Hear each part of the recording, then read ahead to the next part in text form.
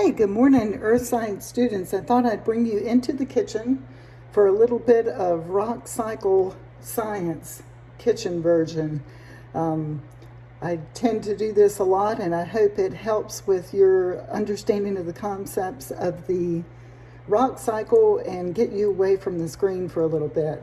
I'll tell you that I kind of took this demonstration from an online rock cycle using Starburst, but I didn't have any, so I just kind of scoured the kitchen to see what I had that would make a decent rock cycle demonstration.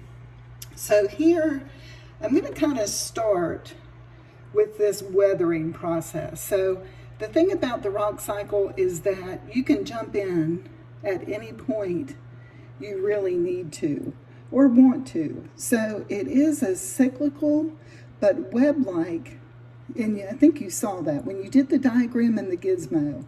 You saw that there are many ways that it doesn't follow a singular circular.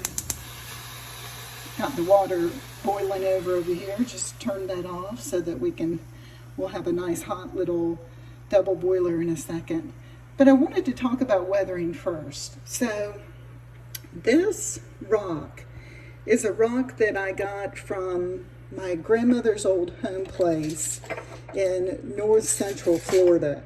We used to always go fishing along this creek, and I tried it with the little sprayer, but it's not that impressive. So if I'm going to look at how chemical weathering occurs on this limestone, which is full of calcium carbonate, I've put a little bit of acetic acid in the form of apple cider vinegar in this bottle, and you can see how it does etch on this limestone. Does a little bit of chemical reaction, and we know that because it forms a bubble, changes color, so that's obviously a chemical weathering taking place. And then I've got some other things here. Now, one of them kind of came to me. I could, if I wanted to, chop up these chocolate chips a little bit more to show weathering. I think that would be a little bit silly, though. We kind of understand that it came from a bigger piece, but I could make them very small if I wanted to. And then, because when I'm doing chocolates around the holiday season, I do put a little bit of wax in them. Yep, sorry, if you didn't know that happens. A little bit of paraffin wax helps keep them from melting on your plate or in your hands, but then it digests very easily. So I did chop up a little bit off this block. So this would be a parent rock. And then this would be so we've got some kind of physical weathering here, physical or mechanical weathering.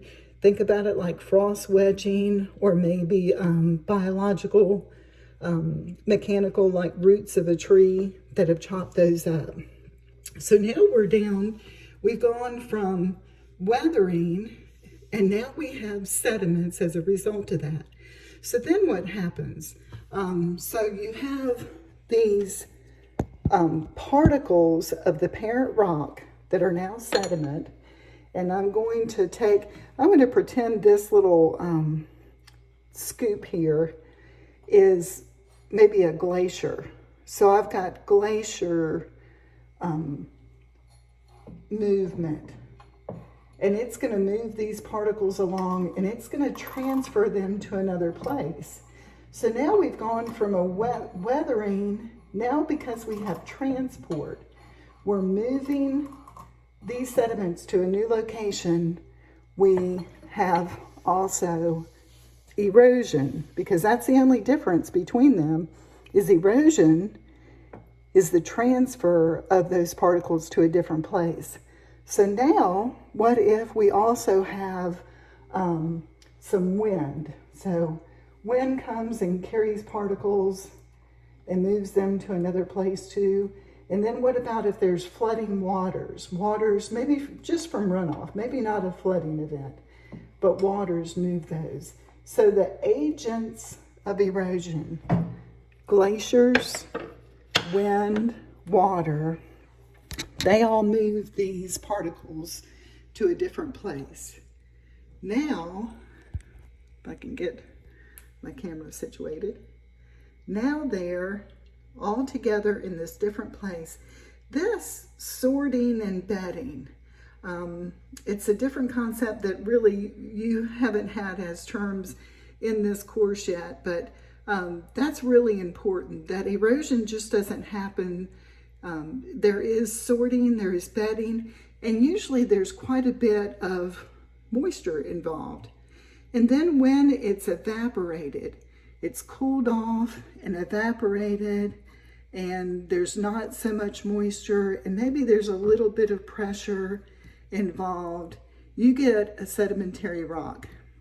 So these are now not too hot. These are now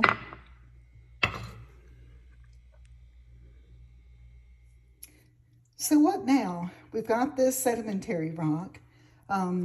So what can happen from here?